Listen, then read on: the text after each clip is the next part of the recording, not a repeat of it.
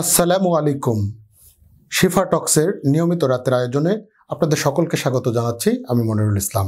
তীব্র দাবদাহ, কখনো খরা, কখনো বৃষ্টি, প্রকৃতি সেজেছে তার নিজের রূপে। আর এই প্রকৃতির সৌন্দর্য বৃদ্ধি করেছে নানান জাতের প্রাকৃতিক ফুল, যার মধ্যে কৃষ্ণচূড়া, সোনালু সহ নানান ধরনের ফুল। আর এই ফুলগুলো মন কাটছে প্রকৃতি প্রেমীদের। বিস্তারিত দেখুন আবু বকরের প্রতিবেদনে।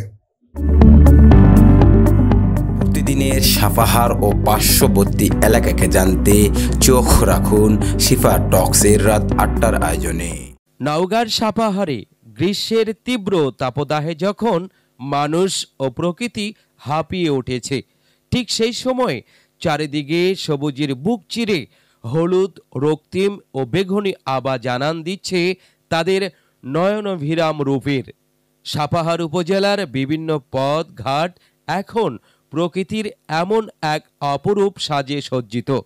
সাপাহার উপজেলার পথে ঘাটে সৌন্দর্য ছড়াচ্ছে কৃষ্ণচূড়া, জারল, সোনালু ফুল। প্রকৃতিতে সৌন্দর্য বাড়িয়ে দিয়েছে কৃষ্ণচূড়া, সোনালু ও জারল ফুলের রং, যা দেখে চোখ জুড়িয়ে যাচ্ছে পথচারীরা।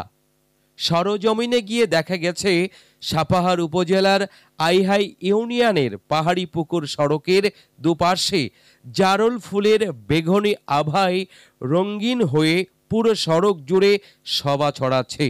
সড়কের চলাচলকারী পথচারীদের বিমোহিত করছে।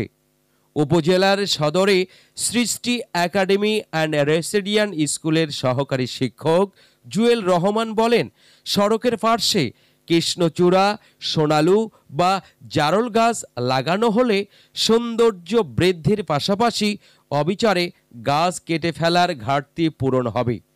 সাপাহার উপজেলা স্বাস্থ্য কেন্দ্রের মাঝে সৌন্দর্য ছড়াচ্ছে একটি কৃষ্ণচূড়া গাছ। এমনকি সাপাহার উপজেলার চত্বর রয়েছে বেশ কিছু কৃষ্ণচূড়া ফুলের গাছ এবং শহরের বিভিন্ন সড়কের পাশে রয়েছে একাধিক কৃষ্ণচূড়া ফুল গাছ। এতে করে শহরের সৌন্দর্য বৃদ্ধি করেছে। সাপাহার উপজেলা স্বাস্থ্য কমপ্লেক্সের সাবেক টিএস, বর্তমান civil surgeon Joypurhat, doctor Mohammad Ruhul Amin বলেন, আবেগের বশে বিদেশি গাছ না লাগিয়ে এলাকার পরিবেশের সঙ্গে খাপ খায় এমন গাছপালা লাগানো উচিত। সেক্ষেত্রে সোনালু, জারল বা সাতিম গাছও হতে পারে।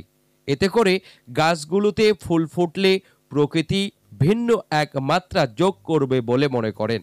সাপাহার থেকে আবু বকর সিদ্দিক, শিফা টক্স নিউজ, সাপাহার।